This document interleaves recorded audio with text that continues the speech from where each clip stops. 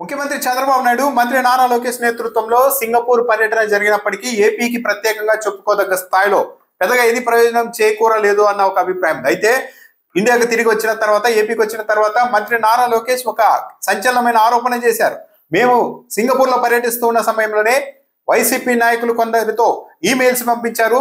Singapore లోని ఉన్నతాధికారులతో పాటు సింగపూర్ హై కమిషనర్ కూడా మెయిల్ పెట్టించారు. ఏపీలో అన్సర్టనిటీ ఉంది, అస్థిరత ఉంది, ఈ ప్రభుత్వం ఎప్పుడైనా మారిపోవచ్చు, కాబట్టి మీరు అక్కడ పెట్టుబడులు పెట్టవద్దు అంటూ ఈమెయిల్స్ పంపించారు ఒక వ్యక్తి అని చెప్పారు. ఆ వ్యక్తి పేరు మురళీకృష్ణ. ఇతడు పెద్దిరెడ్డి రామచంద్రారెడ్డి కంపెనీ వాళ్ళతో సంబంధాలు ఉన్నాయి. తెలుగుదేశం వైఎస్ఆర్సీపీకి సంబంధించిన ఒక మాజీ ఎమ్మెల్యేతో కూడా ఇతడు మాట్లాడినట్టు మాకు సమాచారం ఉంది. జగన్మోహన్ రెడ్డి వైసీపీ వాళ్ళంతా కలిసి ఇలా పెట్టుబడులు రాకుండా అడ్డుకోవడం కోసమే సింగపూర్ వాళ్లకు ఈమెయిల్స్ పంపించారంటూ ఒక ఆరోపణ చేశారు.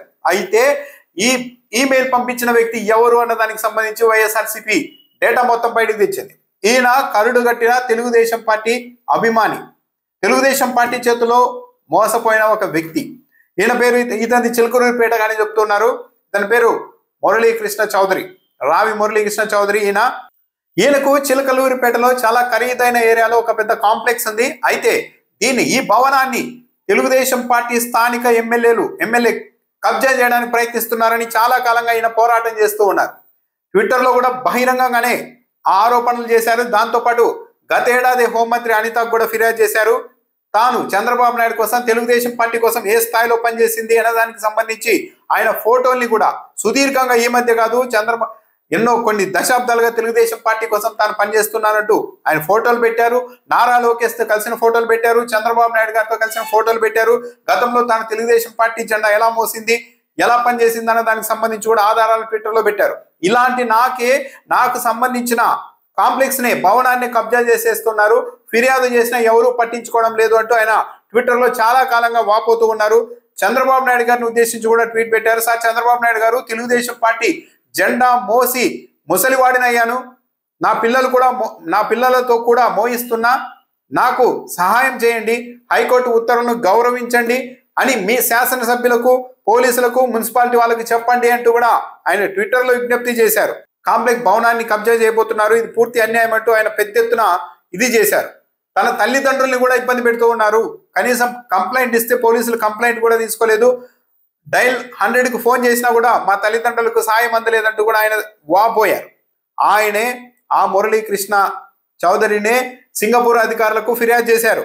ఏపీలో రాజకీయ పరిస్థితులు బాగలేవు, అన్సర్టనిటీ ఉందని. అయితే ఈయనే ఈమెయిల్స్ పెట్టారు అన్న దానికి పరోక్షంగా తాను ఒక ట్వీట్ పెట్టారు. జూలై 31వ తేదీన ఈ మురళీకృష్ణ చౌదరి ఏం పెట్టారంటే, రాత్రి 4 పెగ్గులేసి 4 ఈమెయిల్స్ పంపించా, ఎవరికి పంపించానో గుర్తుకు రావడం లేదు అంటూ ఆయన ఒక ట్వీట్ కూడా పెట్టారు. దీన్ని బట్టి చాలా క్లియర్గా అర్థమవుతుంది ఆయన ఈ ఈమెయిల్స్ పంపించారు అని.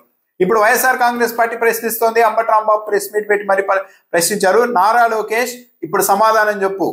మీ తెలుగుదేశం పార్టీకి సంబంధించి 100% తెలుగుదేశం పార్టీ గెలుపు కోసం కృషి చేసిన మురళీకృష్ణ చౌదరి ఈమెయిల్స్ పంపిస్తే ఆయన పరోక్షంగా రాత్రి 4 పెగ్గులేసి 4 ఈమెయిల్స్ పంపించా, ఎవరికి పంపించానో గుర్తు లేదని ఇంత క్లియర్ గా చెప్తూ ఉంటే మీరు వైఎస్ఆర్ కాంగ్రెస్ పార్టీ మీద మీరు ఎలా ఆరోపణలు చేస్తూ ఉన్నారు, సమాధానం చెప్పండి అంటూ కూడా అంబటి రాంబాబు ప్రశ్నించారు. మరి దీనిపైన నారా లోకేష్ స్పందిస్తారా చూడాలి. స్పందిస్తే తొలుత అసలు తెలుగుదేశం పార్టీ కోసం దశాబ్దాలుగా ఇంత గట్టిగా కృషి చేసిన ఒక వ్యక్తికి చిలకలూరిపేటలో తన భవనాన్ని కబ్జా చేసే పరిస్థితి ఉంటే ఈ ప్రభుత్వం వచ్చిన తర్వాత ఎందుకు కనీస స్థాయిలో అతనికి ప్రభుత్వం కానీ, ప్రభుత్వ యంత్రాంగం కానీ, తెలుగుదేశం పార్టీ కానీ ఎందుకు సహకారం అందించలేదు అన్న దానిపైన కూడా నారా లోకేష్ సమాధానం చెప్పాలి.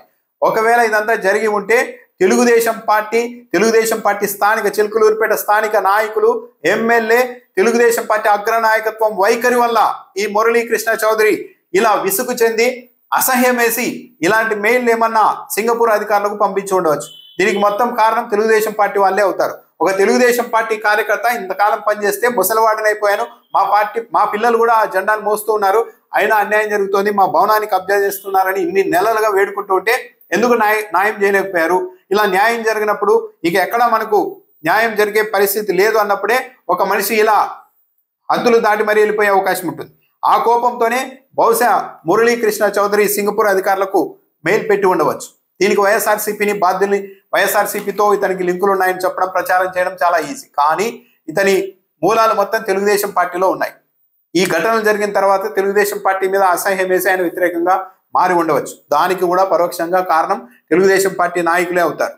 సో సింగపూర్ అధికారులకు మెయిల్ పంపించిన వ్యక్తి ఈ మురళీకృష్ణ చౌదరి, తెలుగుదేశం పార్టీ వీరాభిమాని, తెలుగుదేశం పార్టీ గెలుపు కోసం తాను తన కుటుంబం సుదీర్ఘంగా పనిచేసిన వ్యక్తే. కానీ ఈయనకు తెలుగుదేశం పార్టీ ప్రభుత్వంలోనే అన్యాయం జరిగింది. ఈయన ఆస్తులు చిలకలూరిపేటలో కబ్జాకు గురయ్యే పరిస్థితి రావడంతో ఈయన ఏమన్నా తెలుగుదేశం పార్టీకి యాంటీగా మారారేమో.